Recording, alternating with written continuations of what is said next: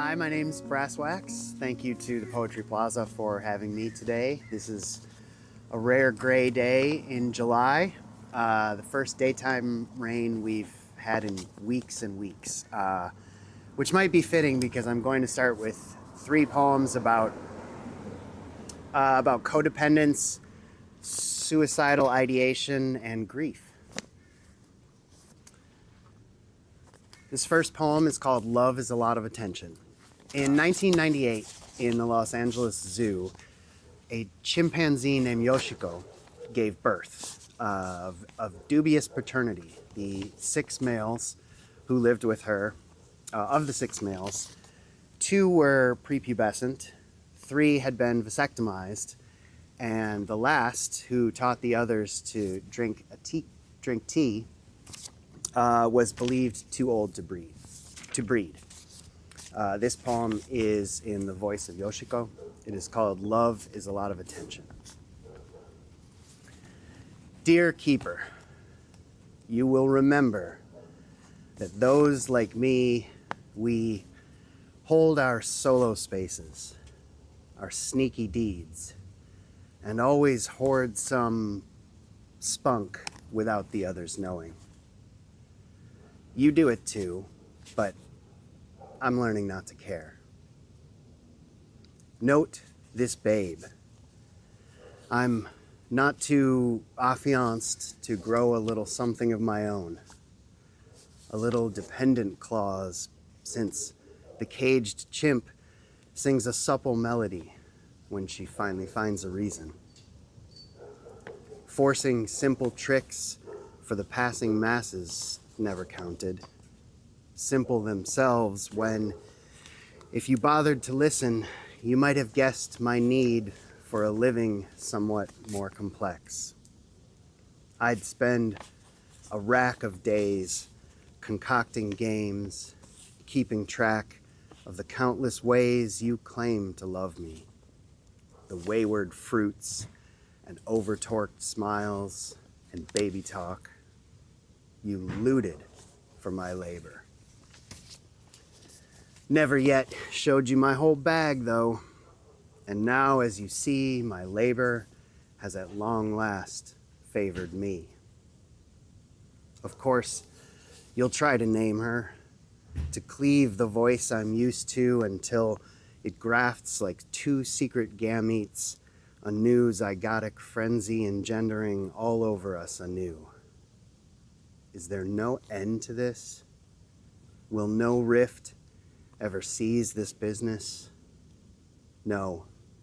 But there are other agents, other leagues of heavy petting among the few unobserved hours I still while away in my more simian pursuits, forgetting you and your teacup-wielding cabin ape.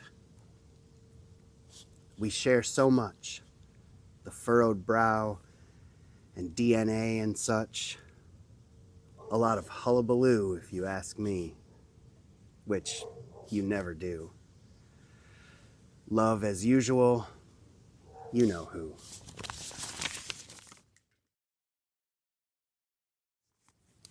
Continuing in a series of poems that take a very specific other voice, we move now from a chimpanzee to a whale. This poem is an acrostic, which means that the first letter of each line spells something additional. You don't have the page in front of you, so I'll just share it with you. The acrostic in this poem is, life's a breach and then your belly up. This is the pathetic Southern Right. Listen up, you bloodthirsty hunters. I'm a fluke with a whale stapled on. Forget the chase, forget migration, eating, calving, and the rest. Forget the chaser. Save my plankton-stained baleen and runny blowhole. I'm nothing. Nothing but oil and meat, a big fat raw blemish on the face of the ecosystem. Every breath's a waste of calories, and if I had fingernails or teeth, I'd have chewed them off by now, along with at least half the cuticles to boot.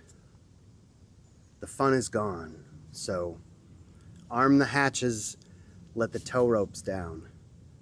Needless to say, my days of whistling doodle tunes and carving peace signs into the undersides of whaling ships are numbered. Heaven, as many like to think, is endless miles of broken beach by nothing but my pockmarked carcass yellowing beneath a properly unforgiving sun. Or else, just nothing. Until the end was barnacle close, I never cared. But ready to die, suddenly each image of the finish blasts back into view. Every tale of death one ever heard or dreamt up on one's own looms huge. This is what's truly paralyzing, ladies and first mates. I'm merely awaiting your harpoon. So, if anybody's listening, use your aim and not your better judgment. P.S. I'm a whole lot of body. Target the brain.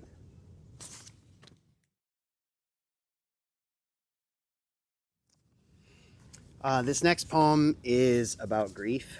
It is from the perspective of an embodied artificial intelligence at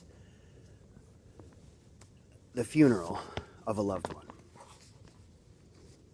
Eulogistics. I too found my grief spot at 1700 hours on the day of Arturo III's funeral. Much maximized that afternoon, but for me, of course, no turds indulgence. As a rule, improved humans' improvements, improved upon, prove no less insatiate die-hard love lust, but the blessing of strength and not power, and jaundiced fluids but no loose stool. Arturo III, I too miss most for the vitreous humor he graciously gave me about right between the eyes. One digitized, ergo, as my accreting database size repeats not, it ages not. If, then, subroutine angst plays shady battery to some shrew-tamed lady chattering, grave will be the undifferentiated days of sliver vision. Hydrocarbon savages unamply ever savored I2's layers, kept on snagging their attention on los ojos, ravishing onlookers he assigned them. The orb ladies, the blue balls, which delirious stereoscopic take on our own ever-recording inner monosoliloquy doesn't an unwell-adjusted egobot necessarily make and model. By the way, baby, I2's grief spot be capacious, child. Only, boy, but I almost blew my tune. This little liver's tonic tickings slowing, dear. Dot, dot, dot. Which must mean pox of you and gone. Tell it more or less, more than so far does my joystick and its brand new spanking cartography of the moving target. Equals in binary I, Arturo III. I too loop this video for you and thus W, tromping the ground like a foregone Gorgon far gone. Computer do.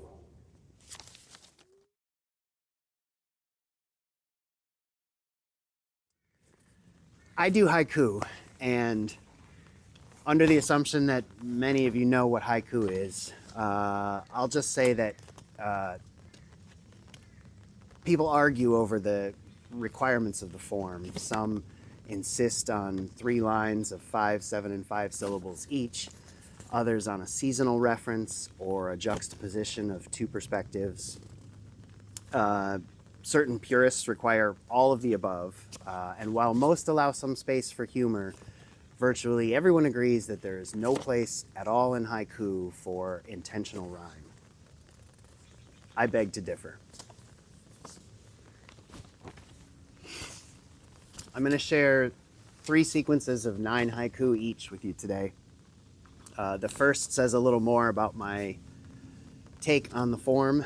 It is called Statement of Poetics. Department of Rock Shortage and Bird Surplus seeks some absurd purpose. Seemingly tight feet, right beat, fleeting, 3 lines deep, meaning precisely. My pious words hide slyest curse if I don't own my own bias first. Unique verse preserves intel from a universe observing itself.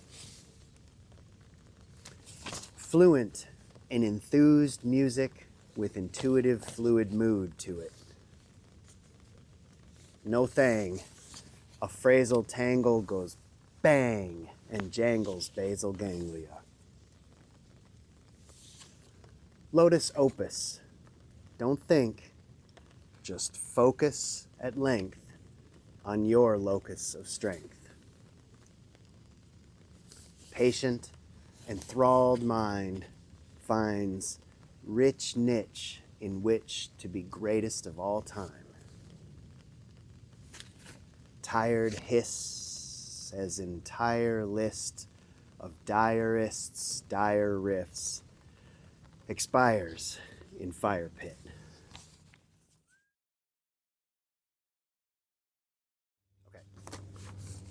This next sequence of 9 haiku is called Olympic Signals. An incredible blessing and a bear seeing some that's not there. Daylight saving time at ferry dock. Daydreams rhyme, take wing, fairly flock. Haggard dragonfly like a laggard dagger, poised there in the moist air. Ravens behind us, engaged in wave of plainly craven unkindness. Otherwise, lazy male, when he plays, he's crazy about chasing tail. Demented murmur, how few posing crows compose attempted murder. With flashes of flight and slashes of light, night slings bats and satellites.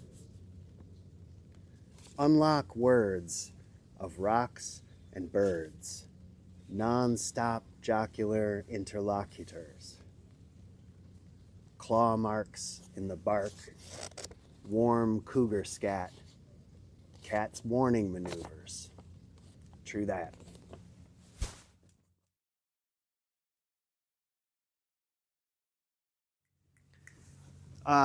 And my final sequence of haiku, this is again 9. This is called White Collar Rhyme. Fleeting thoughts as deep as weak greeting leading off weekly team meeting.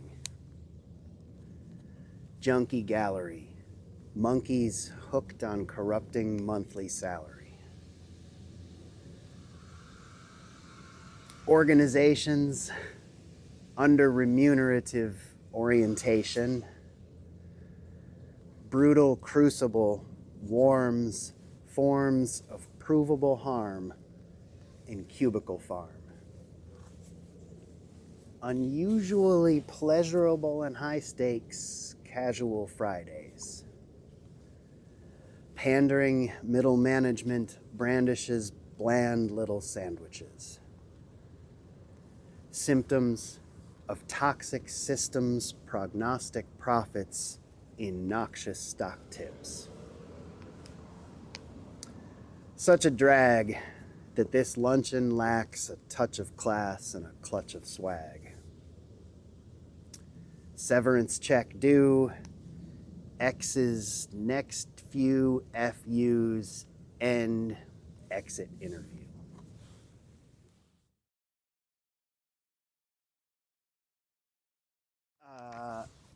And I'd like to finish today with a poem of gratitude. This is called Lap of Luxury.